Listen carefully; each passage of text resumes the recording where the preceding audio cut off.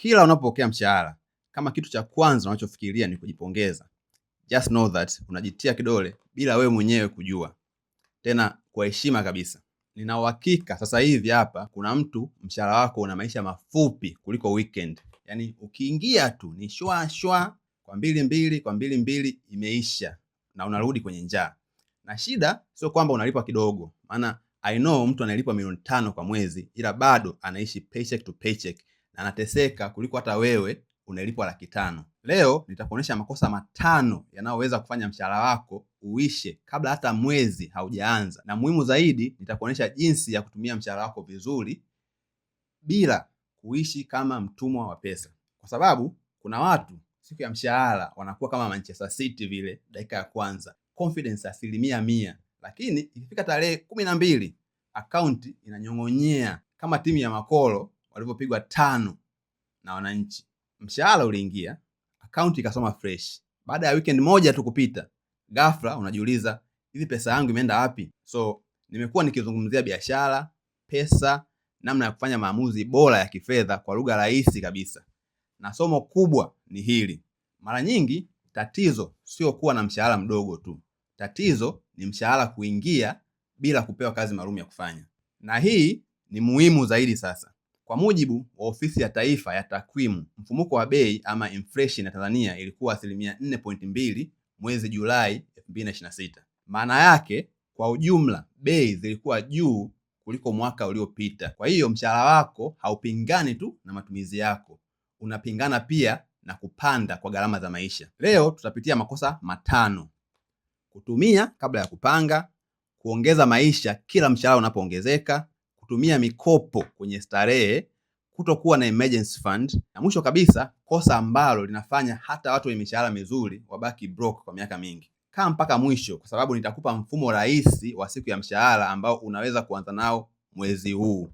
Na kama unapenda maudhui ya pesa, biashara na kujijenga, basi subscribe na washa notifications, maana kila wiki natoa video mpya ya kufundisha hivyo vitu. Nakumbuka tu, hii ni elimu ya jumla tu, sio financial advice. So, fanya utafiti wako na zingatia hali yako kabla ya kufanya maamuzi ya kifedha. Kosa la kwanza ni kutumia kwanza na kupanga baadaye. Hili ni kosa la kawaida sana. Mshahara unaingia Ijumaa, unasema wiki hii nimechoka, ngoja nikajipongeze. Dina, viatu, ofa ya simu, mafuta unaweka full tank, unatuma hela nyumbani, unakopesha marafiki. Jumapili jioni unakaa kimya, unafungua kalkuleta, unatoa chozi kama vile unakata vitunguu. Tatizo sio kujifurahisha. Tatizo ni kujifurahisha kabla hujalinda maisha yako ya kesho. Siku mshahara unapoingia, pesa za lazima ziondoke kwanza intentionally. Yaani kodi, chakula, usafiri, bili, madeni muhimu, akiba na malengo yako. Kinachobaki sasa ndio pesa ya starehe. Formula hapa ni very simple. Yaani usisevu kilichobaki baada ya kutumia, bali tumia kinachobaki baada ya kusave. Kosa la pili ni kupandisha maisha kila mshahara unapopanda. Utakuta mtu unalipwa 800,000, unaona haikutoshi.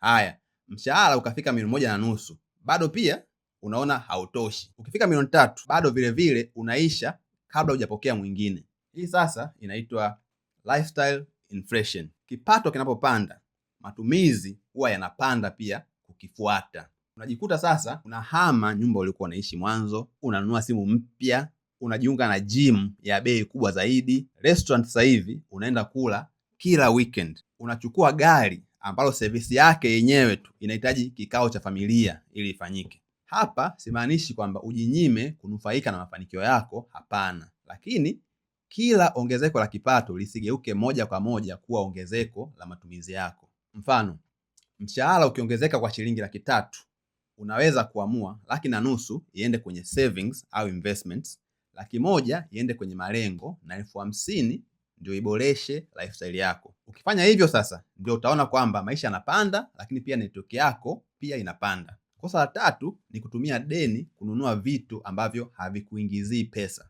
Hapa sasa ndipo mshahara wa mwezi ujao unaanza kuliwa kabla hujaingia. Unachukua salary advance ili tu uende kutumia kwenye outing. Unakopa ili tu ununue simu kali. Unatumia mkopo kulipia starehe ya siku 2, alafu unalipa ule mkopo kwa miezi 3.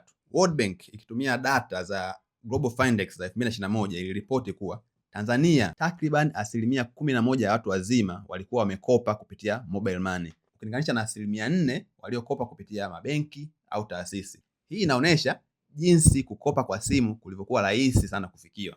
Lakini sikiliza, rahisi kupata haimaanishi ni rahisi kulipa.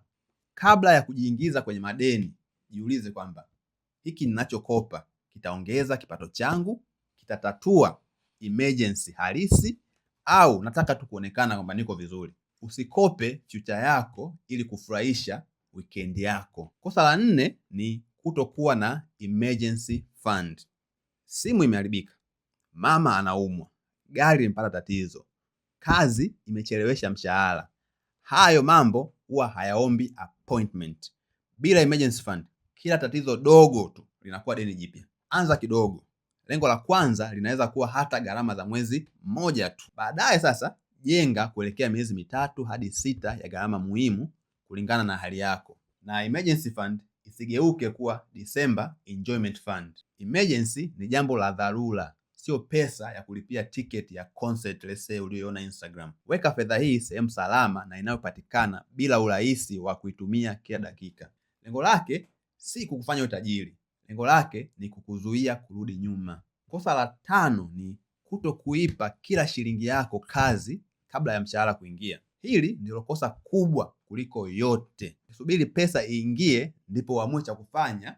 Hisia zako ndizo zitakuwa finance manager wako, na huyo finance manager anaweza kupeleka pabaya sana. Badala yake, kabla ya payday, andika mipango. Kwa mfano tu, 50% hadi 60% kwa mahitaji muhimu, 10% hadi 20% kwa savings na investments, sehemu kidogo kwa ajili ya madeni au malengo, na kiasi maalum kwa ajili sasa ya starehe zako na enjoyment zako. Hizi sio sheria, zibadilishe kulingana na kipato na maisha yako jinsi yalivyo. Muhimu ni kwamba 100% ya mshahara iwe na kazi. Mfano, kama unapata milioni 1, usione kwamba nina milioni 1.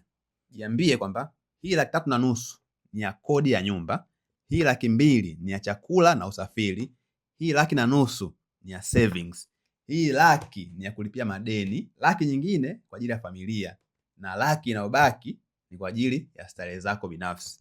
Hapo sasa pesa yako utakuwa unaiona, kwa maana wewe ndio unaiambia iende wapi. Kwa kifupi tu, makosa 5 ni haya. 1 ni kutumia kabla ya kupanga. 2 ni kuongeza lifestyle kila kipato kinapoongezeka. 3 ni kutumia madeni kwa vitu visivyo vya lazima.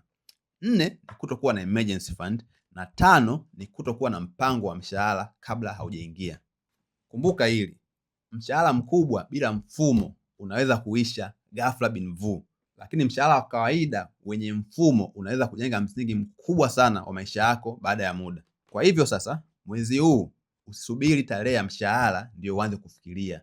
Chukua karatasi leo, gawa mshahara wako kabla haujafika, na siku pesa ikiingia, fuata mpango wako, yani usiishi kwa mihemko. Kama umejiona kwenye kosa lolote kati ya haya 5, basi comment namba yake hapo chini. Mimi nataka kujua ni kosa gani ambalo linamaliza watu wengi zaidi. Na tena, hii sio financial advice, ni elimu tu ya ujumla.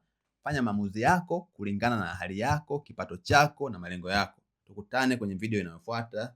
Peace.